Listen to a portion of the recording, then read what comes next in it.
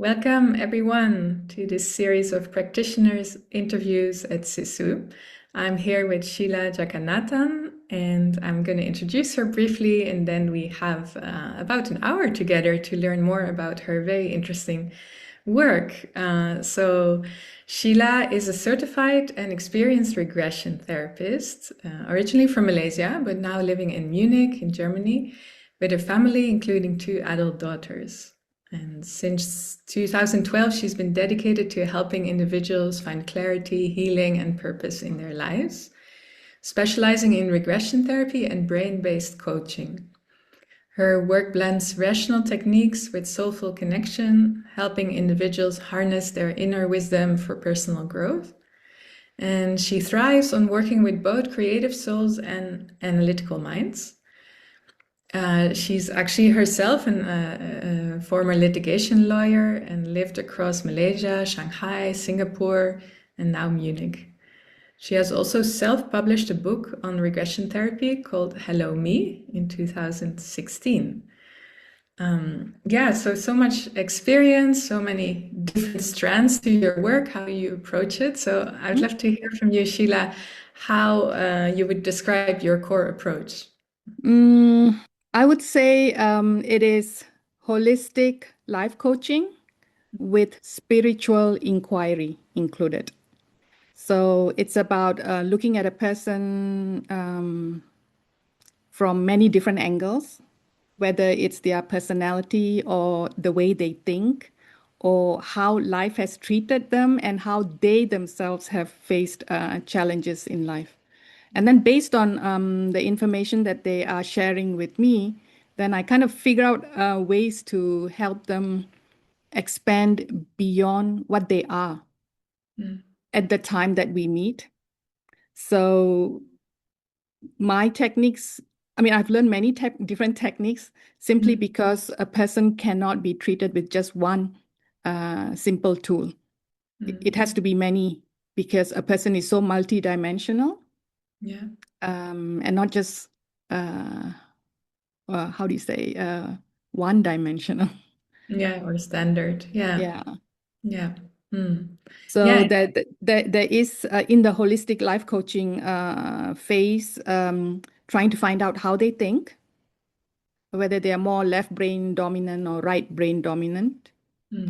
And then trying to figure out what is their perception is about life in general, about purpose, and sometimes what they think about afterlife itself.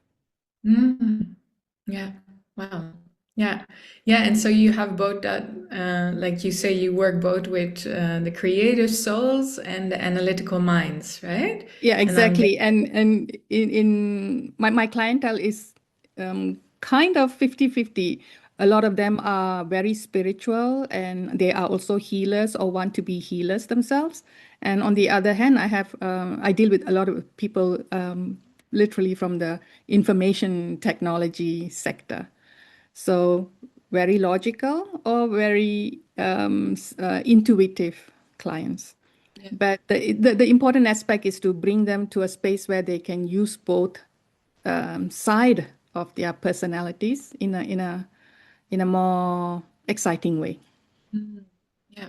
Yeah. And I guess that has been part of your own journey also, right? As a litigation Yes, lawyer, yes, now yes. doing work. Yeah, so Yeah. I was trained to be, I trained to be a lawyer, a litigation lawyer. And I went through that process for about 5 years, 6 years. Then I practiced for 2 years. So in the process of studying and practicing, you tend to train your mind a certain way, right? So being a lawyer, part of your job is to look for evidence if there's a conflict. You have to follow the processes. It's very sequential, and it's very time-based. So coming from a family that was religious and spiritual, and then becoming a lawyer, I became very logical thinking. Very So I was always rational. going after the results, right? That was my aim, and to achieve the target. So what happened was my body couldn't handle the pressure of being a lawyer. So I became ill and I had to figure out what to do with my life. Yeah. So I listened to my body when it complained for the second time, and I switched to work in a financial planning department to recruit insurance executives. And this Okay. was my first time where I was actually looking at a person and trying to find out what is their potential, not knowing that years later I'll be doing the same thing, but yeah, I would say in a different dimension, Okay. helping people figure out their potential, figure out what is their vision, and what is who they are at the spiritual level. I'm not talking about religion because across the board, doesn't matter what religion you follow or not follow. At the spiritual level, there is a lot of commonality among individuals. But to find out that for yourself, that takes time. Yeah. It takes time and it takes guidance. It also takes um, a lot of self-reflection and to have somebody there to be a sounding board. Yeah. Yeah. So that's my job right now, Yeah. um, to be the investigator, to be support, to be the one helping the clients through the inquiry process. Because the moment you self-reflect, then you're going into your deep memories, Mm.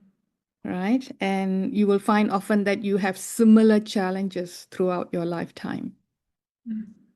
Or you find that some of the challenges started way back in the childhood.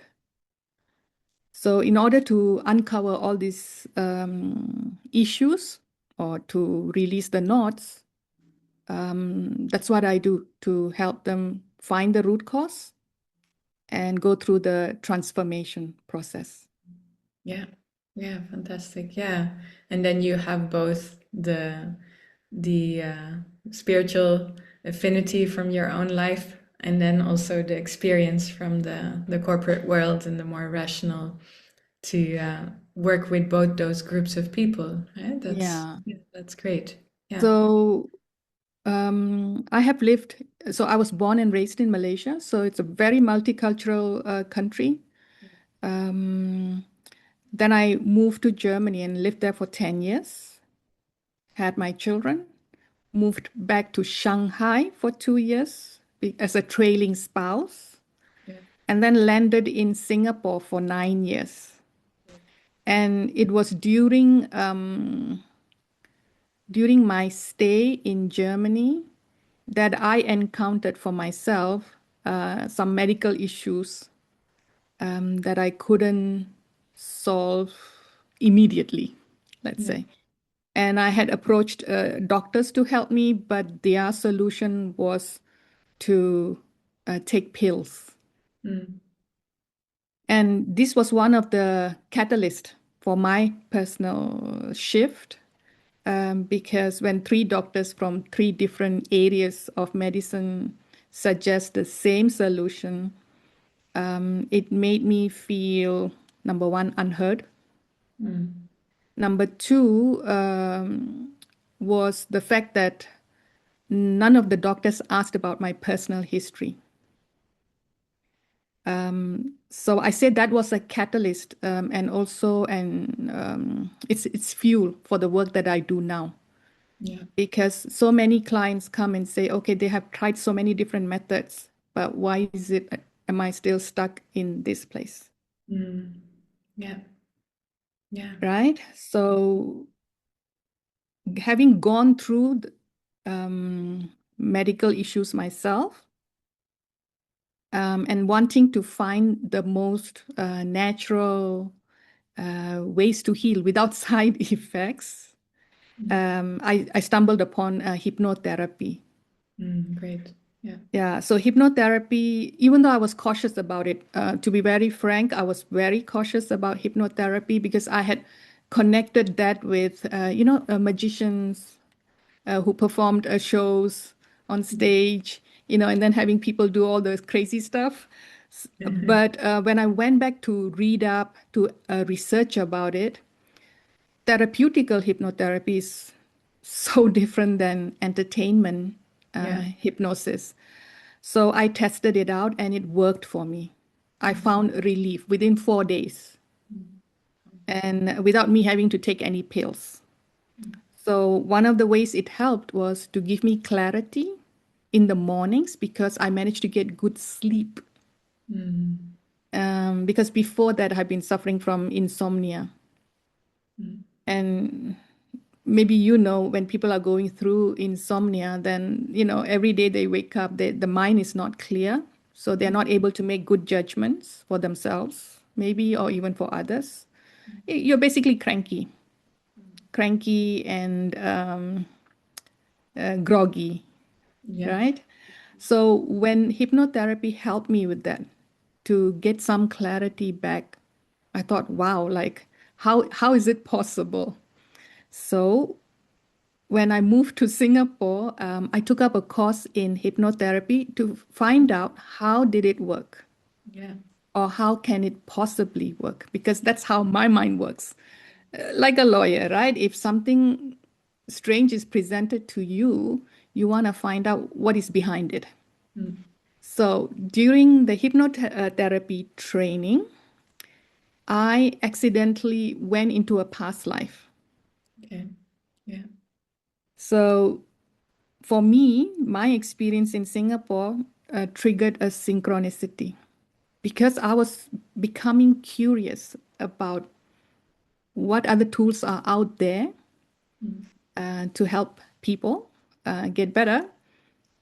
I started hypnosis, continued with regression therapy You're going into because each other's lives. exactly. And once again, I'll be very frank, I did the regression therapy course to kind of prove to myself it couldn't be possible. Like past lives were not possible.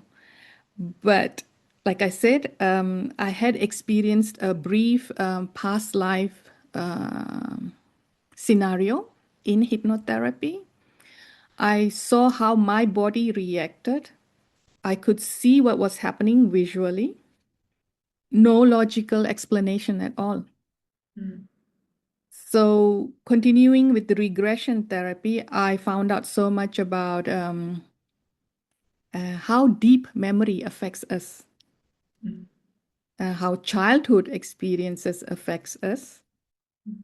But going beyond this life, we can also tap into information um, from the past, because on Earth we speak about time in linear Yeah. mode.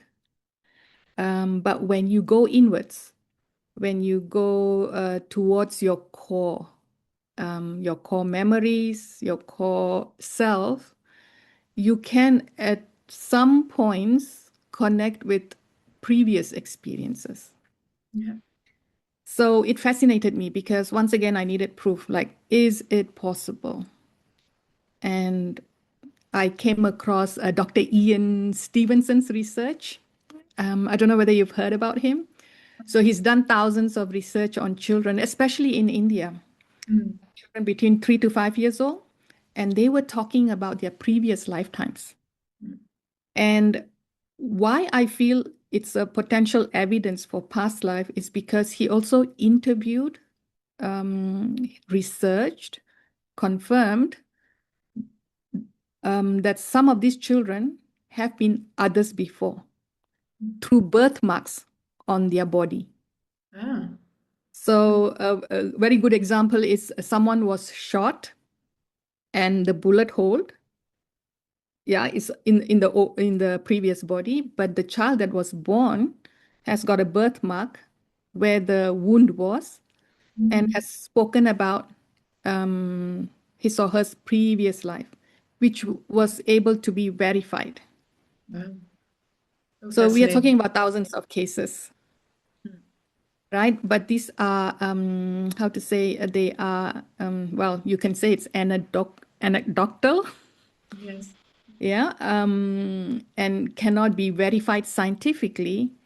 But I mean, we are living human lives, right?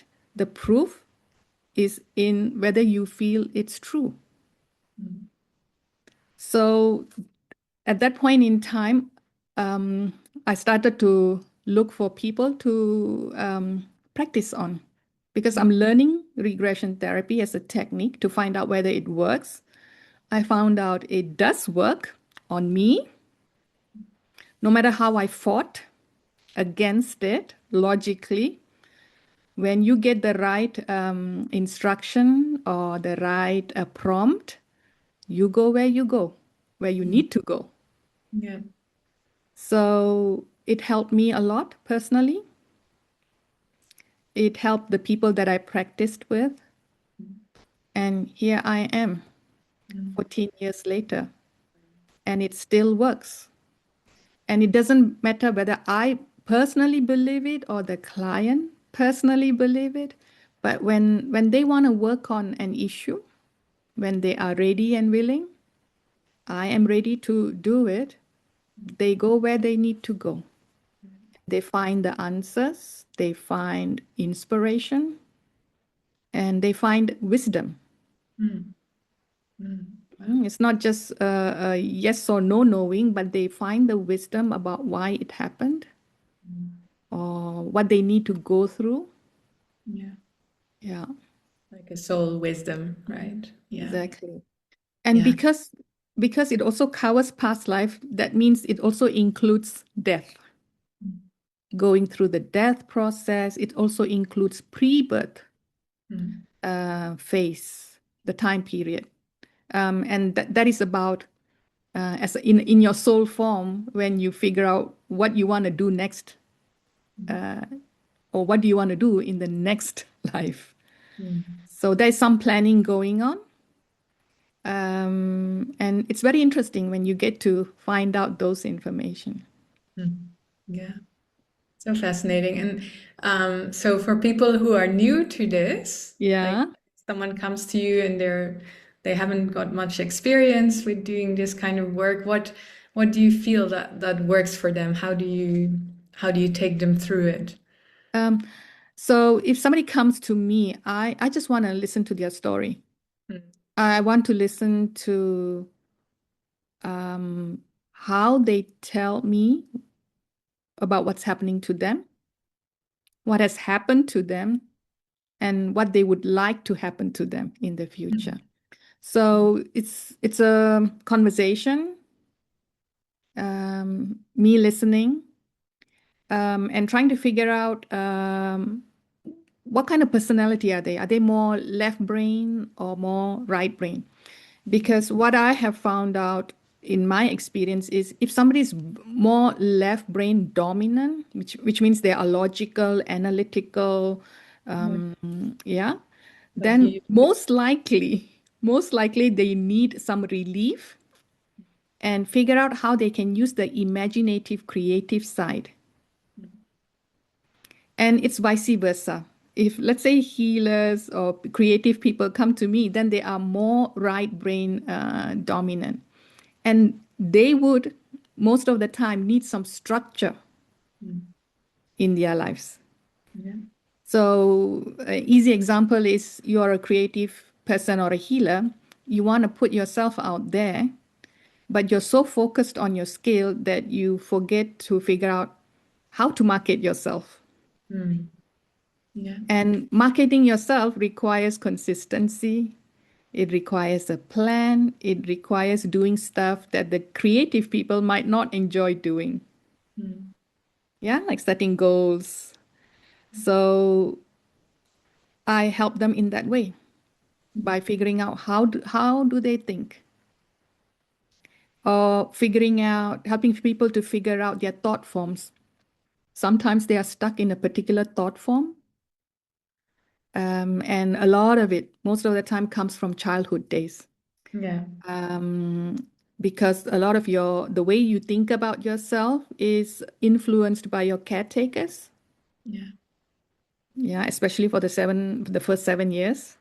And if you move on into the school space, it can be influenced by your teachers and the students you hung out with. So if good stuff happens to you is fine, but most of the time when people come to me as adults, how they are treated at work, how they perform at work can be hugely influenced by how they were as children and what they thought of themselves. Mm. Yeah, especially when it comes to success, self-worth. So, how do we go about helping them is to go back in time Yeah.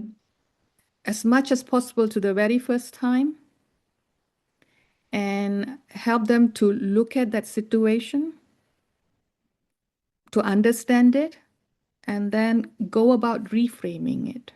Mm. And it's not me telling them what to do exactly, but to tell them these are your options. And then you know best what words to use, what actions to imagine, and to shift the energy in that particular scene or to untie any knots. Yeah. So it's kind of energetic work. Definitely. Um, Yeah. yeah, because you're not doing it physically, but you're using your brain, you're using your deep memory, and you're using your creative abilities. Mm. I Mm. always say imagination is the language between you and your soul Mm. energy. Yeah. Because unless you already have a very specific language to speak to your soul self, your higher self, imagination, I think, is one of it. Mm. Yeah, definitely. Yeah. So to help reimagine patterns, to help reimagine what is possible. Mm. Yeah. And imagination, I'm not talking about uh, cartoonic version of imagination, but the imaginative power that you use to produce good energy, Mm. good outcomes. Because everything around us, my personal opinion, everything came from imagination. Mm. Whether it's a light bulb or a nuclear bomb, it started from imagination. Mm. But how you want to use it, that depends on intention. Mm. So, getting people to see themselves as having good potential, Mm. useful potential, benevolent potential. Yeah, it's part of the work. Mm. Yeah. Wow. Yeah. So powerful. Yeah. Yes, I get very inspired also listening to you. And you yeah, so then what changes do you see in your clients over time? I know you've written also a book where you talk about Mhm. one case study. Mhm. So how do you see people change? So when you go through the process with me, it's not about what I want, right? It's not about what I want to see being a regression therapist, not at all. What the client wants is priority. What the client needs is priority. So we establish goals in the beginning. We establish intentions and we work towards that, whether they need a brain-based coaching method or regression therapy or a combination of both, that will work out by itself naturally. But what they get after going through the process is what I see from my point of view is more clarity, Mm. confidence, Mm. more connection with themselves, and also people they are grieving or have lost. They feel more like propped up. Is Mm. that the right word to use? Like they feel more supported. Perfect. Yeah. Because for most part of the time, I'm also listening to their stories which they couldn't share with others. Mm. And I've heard a lot of strange things. And and that's exactly it, because we as humans, we are storytellers. Mm. We are here to communicate and share. And if you don't have that opportunity, or if you don't have that opportunity to say what you want without being judged, then you are going to keep a lot of stuff inside of you. Whether it's good or bad, you're going to be keeping it inside. Mm. So regression therapy in some ways is also storytelling, but from your core. Yeah. Yeah. Beyond the Mhm. rational. Yeah. Yeah. And my job is to recognize the patterns. And once you see the pattern, then you can offer this to the client. So I need to listen to their stories, figure out what is the route that they are taking, show it to them, and ask them, okay, where do you want to make the changes? What is not clear to you? Um, and depending on what they say, I go along. Mm. I go along with them. Mm. Yeah. Yeah. So either through regression therapy into the past or past lives, Mm-hmm. or brain-based coaching, how does that work? Can you tell us a bit more about that?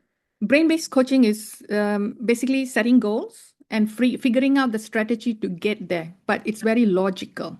So, for example, I had a client who had two adult, no, sorry, teenage kids, but they were growing up, and she was trying to figure out, what do I do? Mm. What do I do when they are old enough to look after themselves? So we sit down and talk about it. And she says, okay, I'm interested in theatrics. I enjoy doing aerobics, exercise. This is my life. Yeah, this is what I do. But she could not see beyond that. Yeah. Then I said, how about figuring out what you can do combining these two elements, exercise and theater? Long story short, she became a physical instructor, Mm. and it became her business. Mm. But the process, so we started off with brain-based coaching. So it's me asking questions, trying to figure out, okay, what is her interest, what she doesn't like, she does like, enjoys, doesn't enjoy. And then offering them opportunity to dream big, to Mm. imagine, right, Yeah. into the future. And when you are doing this kind of work, which is logical, you will come across moments where they won't go further, or Yeah. something stops them. Mhm. In her case, one of it was the feeling of not being confident enough. Mm. But you cannot logically tackle the confidence issue, right? Because it's an emotional block. Mm. And to get over the emotional block, we did regression therapy session, and she engaged with it, and she went into the distant past, and there was a situation where she was not valued for being the person that she was. So it was a very patriarchal society, and women were second, I want to say second class. Yeah. Yeah, but because that's how it was. But in her situation, the men who earned money by selling or being merchants, they were struck down with diseases.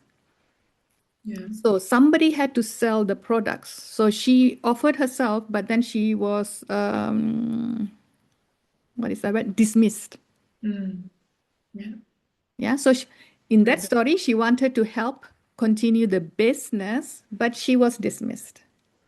So that feeling that was stuck, God knows in which year, still continues in her current life. So we went in and we shifted it, released whatever was supposed to be released. we also kind of, filled her up with confidence, with good energy, based on her perception, brought it into the current life. And the moment she went through that process, a week later, she calls me up and she goes, Sheela, I found a business opportunity, yeah, to promote myself as a potential, what do you call them? Like exercise. Physical trainer. Yeah. Yeah, that kind of opportunity, business opportunity. So isn't it strange because that opportunity was always available, but she didn't see it. Mm. But the moment she reframed her confidence level, it became more apparent. Mm. Some people might call it a coincidence, some might call it synchronicity, some might call it, oh, she's just becoming aware of it, you know. But it doesn't matter, does it? Because she was on a good way. Mm. Yeah. So in her case, we did brain-based coaching with regression therapy, Yeah. a combination. Because, like I said, we are not one-dimensional. Sometimes we need more tools to help us based on the circumstance. Mm. Yes, absolutely. Yeah. Yeah, and I guess you've seen enough of these synchronicities to notice the Yeah. pattern, right? Yeah. So for us regression therapists, we are not concerned about proving the past life that they go into. We are focused on doing the transformation. The moment we get an opportunity, we want to transform it. In this Yeah. life. Yeah. Yes. So I have seen these kind of cases a lot. Another example would be there was an executive selling biomedical equipment, Yeah. and he was in the design side, in the management side. But as the equipment became popular and they started to decide to join conventions, expos, yeah, and it became important for him to present Mm. information about this device. However, this person was extremely shy Oh, yeah. and afraid to go up on stage.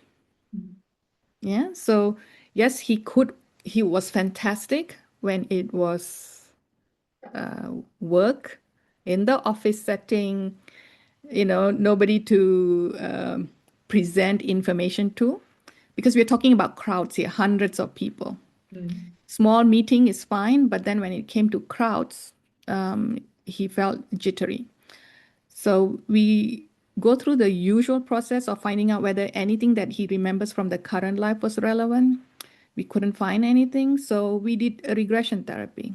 And he went to a time period where in olden days in India, and he had traveled through villages and he got lost and he came across a village, how do you say, very secluded one, isolated. And he ended up living there and he fell in love with somebody from the village, which was not approved by the village people. So it came to a very bad consequence. Mm. And he was, let's say,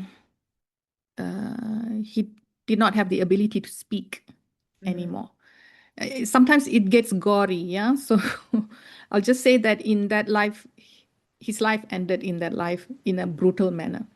So what is the relevance? The relevance was in this life, he cannot face a crowd that is looking and staring at him, especially if it goes into, I don't know, 20, 50, hundreds of people, because it takes him back to that space where he was tortured.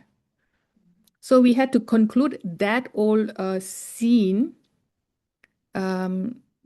using many different ways. But the end result was he felt whole again. Yeah. And we brought that feeling of being whole back to the current life. And then he goes on giving talks, Wow. yeah, without fear. So as a therapist, I'm not going to go and, Google search which time period, whether it's possible. It doesn't matter. Client went in that direction, the therapist follows, and we figure out together what we can do to bring it into balance, a feeling of balance, peace, closure, and then we bring that good feeling into the current life. Yeah. Yeah. So inspiring, huh? Yeah. Yeah. So I have to be, as a therapist, I have to be on my toes, kind of, Mm. because every case is different. Yeah. Some general things happen over and over again, like, not feeling confident, not knowing why you have relationship issues, why you are not successful in your career. Some answers can be logical, but for the most part, they are emotional. Mm. And this is where regression therapy comes in. There's also something called life between lives session. Mm-hmm. Sometimes we go into that kind of session to find out, why did you plan to have this life? Mm. Um, Between this, rebirths, between yeah, incarnations, you go. yes, That. yes, yes. So Mm. it's a very interesting concept. But what I can tell you is, once a person are in hypnosis, the hypnosis is not super deep, or once the client engages with their inner world, it's interesting what you can find out. Mm. Yeah, because this is a kind of hidden part of you. Yeah. Mm. Some people are very attuned and aware. They can just visualize it easily. Some people, they feel it, like they really feel that they are in that space. So this is also another thing that I help clients to find out, like, what are they? Are they more visual, or do they hear more? Or are they more the feeling type? Some are just knowing, they just know. And it's very difficult to prove how you know. Mm. Yeah. Usually it's a combination. But that's my job. You see, sometimes even in, let's say they are deep inside their inner world, sometimes there could be influences, outer influences within your inner world that can come and like disturb you a little bit. Mm. So then my job is to like really listen to what they are saying and figure out where to prod them, support them, sometimes even provoke a little bit, or prompt harder, challenge them. So anything is possible. That's why I Mm. like this job, Yes, I because can imagine. anything is possible. Yeah. Yeah. Yeah, like Kalina, the person that I wrote about in the book. Yeah, I was wanting to ask you about that. Can you tell us a bit more about the book and Yeah, what you so wrote about it? Kalina, I met the moment I landed in Singapore, like 1 or 2 weeks later, I met her, and she happened to be the wife of my husband's friend. So we had a few common things bonding us, but I had already started studying hypnotherapy at that point in time, and I needed to practice this on people. So one day I was having coffee with her. We talked about this, and it just so ended up that she had something that she wanted to work on, Yeah. and I offered my services, so we got into it. So as I was doing the work with her, I was also going through the trainings one after the other. So I applied the techniques with her. And this process about 3 years long. Wow. So I Yeah. published the book in 2016, self-published. It's not available outside other than from me. But I had taken about 3 years to write the book. Now, as I'm working through the sessions with her, I am asking myself whether regression therapy will work. Mm. So that's why I kept the notes, because I wanted to, lawyer thinking, right? Mm. Documenting the session. So I kept the notes, and then it just kept getting higher and higher until one day she saw it. She looked at her own notes, and then she goes, Sheila, why don't you write a book about it? So at first I said, yeah, yeah, that's interesting. And then when she left, I felt really sick. Mm. Hmm? How many authors have experienced that? Like, you have a good idea, but, like, would people even wanna know about this? You know, who would be interested? All kinds of thoughts. But then the next time I looked at the stack of notes, I felt even more sick. It's like a reaction, a bodily reaction. And I couldn't understand why. But luckily, I am in the regression therapy world. Yeah. So apply what you are supposed to practice. I asked a friend to do a session for me to find out why I feel it was like a very strong disgust. Mm. Part of it was also fear. I felt like somebody will come after me if I produce a book. So, regression therapy by a fellow regression therapist, on a regression therapist.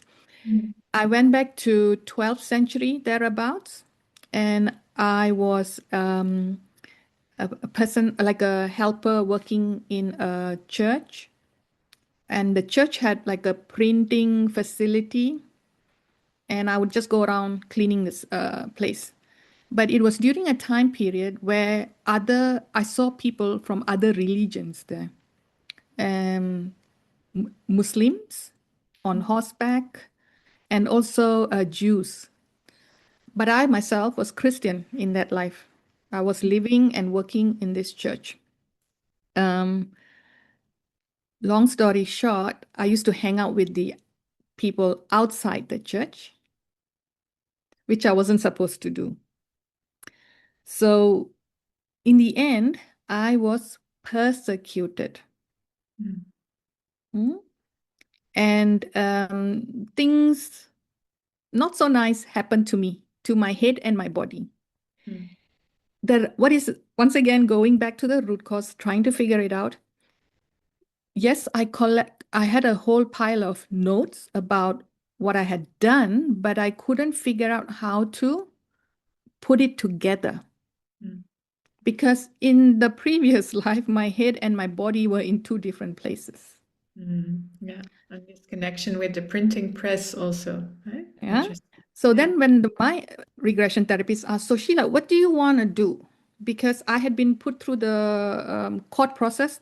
I was questioned, ridiculed, laughed at. I saw the judges, I saw the public. So when the therapist asks, what do you want? And I go, I only want to put my head back on my body. That's all I want. I don't want to deal with the others. It doesn't matter. I just want to look for my head. So I went and looked for my head. I found it. I put it back. And very strange, I like it clicked. Mm. Like when you put a Lego head on the body, uh, Yeah. then I came back to my current body. I woke up. First thing is like, I don't believe that, like, of all things, right? And I go online to search. You do. Yeah. Yeah, because I come from Asia. I have no clue what was happening in Europe in Mm. this time period. I saw how the people were, and online I could see Mm. pictorial impressions. They had etchings and whatever. So it did in this time period. This is what happened. It was before the Inquisition period, even. So this was like riding up, but, Mm. but it doesn't matter to me. What I did next was I was able to put the notes together into a draft. I had like about 20, I had to revise like 20 times because the first one sounded like a legal document. Mm. Then I Yeah. revised and revised and revised. And the more I got into revising, not changing the story, but writing it in like, well, you can produce a book and it can be what do you call it? A journal, Mhm. or it can be fiction, non-fiction, whatever. So mine is a combination. Mm. And I got more and more comfortable because one of the thoughts that I had, this fear, was somebody will come after me. So I'm living in Singapore and I'm thinking that if I publish this book, I will be sitting in jail. Mm. Completely irrational thought. Mm. Yeah. So that therapy session put everything to peace. Mm. So the act of me producing this book is not about a commercial intent, but it's actually a completion of a past life quest. Mm. Mm. Yeah. Yeah. So the meaning it brings to me, and for some of the readers who read it, you can't quantify it. Mm. It's Kalina's story, but as Kalina grew, so did I. Mm. How my views changed, Mm. or what happened in sessions. Like I would go in with a whole list of questions, and the moment the session starts and her soul joins, all the questions go out the window, Mm. and you are just there being witness Mm. and asking questions based on what she's saying, Mm. not what I want to prove. Yeah. Yeah. Such an important So, quality for a therapist. Yes. Yeah. yeah, to go with the flow without fear. Yeah. And without your own agenda. Yeah. Correct. Mm. Yeah. Yeah. Wow. And to witness them. I've seen when people are lying there in hypnosis, lying because that's the most comfortable position. Um, when they are talking um, from that depth, Mm. we can't put kilometers to it, but it's from the core, from the depth. I've seen so often them glowing. Mm. I thought sometimes that it was to do with my own vision, but you see them glowing in ways I can't possibly describe. Mm. Yeah, Yeah. because you are Different at that level. It's not the physical level anymore, it's at the energetic level. yeah. Different consciousness. Yeah. Mm. Yeah. Beautiful. Yeah. And Wow. you asked me about my expat life in Singapore, yeah? Like the clients that I work with. All I can tell you is this: it doesn't matter where they come from, what religion, what kind of background, they are all going after connection. Mm. They want to discover the deeper depths Mm. inside, and they want to be stronger, better, brighter than before. Mm. Yeah. There's no difference. Yeah. It doesn't matter whether they are a multimillionaire or somebody who can't afford much, whether it's female, male, or everything in between. Mm. I'm just looking at the Sissoo tagline. It's exactly that. They want to discover themselves, they want to create connections, and they want to thrive. Yeah. That's a beautiful moment to finish also. Yeah, we've been together already for 50 minutes. Okay. Yeah, so just take a moment to feel into whether you feel complete, if there's something else you would like to share for people to know about your really fascinating, inspiring work. Well, I would say invest time and energy for yourself to find out who you can be. Mm. A lot of people invest time, energy in, building a good home, building the career, but please set aside time to also invest in yourself. Mm. Yeah, yeah, Yeah. and explore. Yeah, yes. Ah, so fascinating. Thank you so much for sharing all your knowledge, all your experience, your fascinating way of looking at the soul. And I hope many people will get inspired to go on that journey with you and to meet themselves is that in their full potential through Mm, everything that they have been already. Yeah, mm. yeah. Thank you for having me. Yes, of course, a pleasure. Okay. Thank you so much, Sheila. You're welcome. Bye.